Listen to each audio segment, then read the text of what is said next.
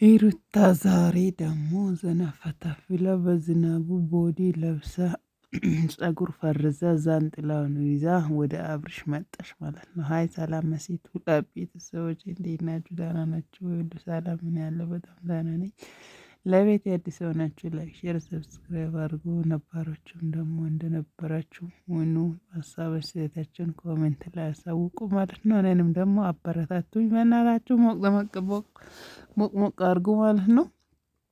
እና ሩታዬ ዛሬ ሰላም ተሰምቶኛል ብቻዬን በመኖሬ ጭቅጭቅ የለም ንዝንዝ የለም ብላ ባልየው አብርሽ ነው። እንትኑ ደግሞ አቤል ነው። አሁን አቤል አጃቢዋ ነው። አብርሽ ደግሞ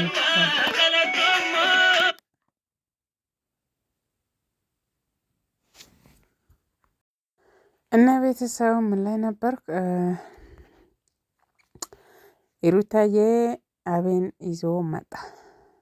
አብርሽ ደግሞ እሷን ወደ ቤቴ መመለስ ፈልጋለሁ። ሰዎች የፈለጋችሁ ነገር ብትሉኝ እኔን በስቶ አይገባም ወይም ያልተቆረጠ እጅ አይደማም ብሎ ቋቋጭ ብለዋል። እናንተ ምን ትላላችሁ? እውነቱ ነው። ብዙ ሰዎች እሱ ላይ ነው ትችቱን አበዛችሁት። እሱ ወንድ ልጅ ስለሆነ ምንም ለማድረግ አቅም አለው። ምስት ደግሞ እንደ ምስት መታዘዝ እንጂ ኃይለኛ መሆን የለበትም። በነገራችን ላይ እኔ እንደዚህ አንድ መልስ ብሰጥ መስጠትም አልፈልግም። ኧረ በላዎችን ወዳለሁ ምን ማለት ነው?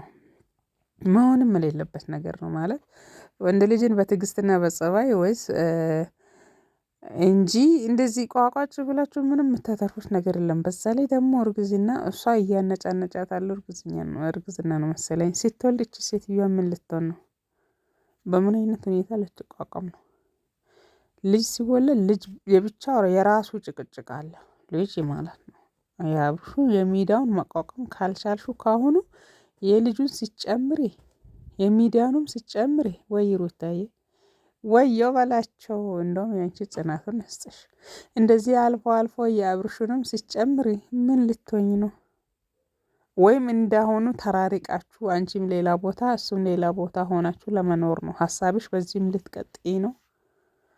በቃ ወዱ እየገፋ ያለው ለማን እንደሆነ ታይቶሻል፣ ታውቆሻል። እሱ አሁን ከዚህ በኋላ ለአንቺ ህይወት ውስጥ ምንም አያገባም፣ አያስፈልግሽም። ምረዳበት መንገዶች የለም። ኧረ ተው ተው እናንተ ሚዲያ ሰዎች ተው። ማናችሁም ምንም መታረጉም ብሎ ነበር አብርሽ። እኔ ለእናንተ ብዬ አይደለም የምኖረው እየዋሸ ነው ብላችሁ ነበረ። ቀላል ትዋሻላችሁ እንደ እናንተ ሁለታችሁም እንደውም ምን ልበላችሁ አጭበርባሪዎች ናቸው ወይስ ተባባሪዎች ናቸው? ሁለታችሁም ተባባሪዎች ናቸው። ተባብራችሁ ነው እኛን የምትዋሹ እንዴ? ለኦዲየንስ እናንተ ያላችሁ ውሸት እስኩስሚ አንድ ቀን የትኛው ቀን ነው እናንተ የእውነት የእናንተን ታሪክ የእናንተን ህይወት ተናገራችሁት?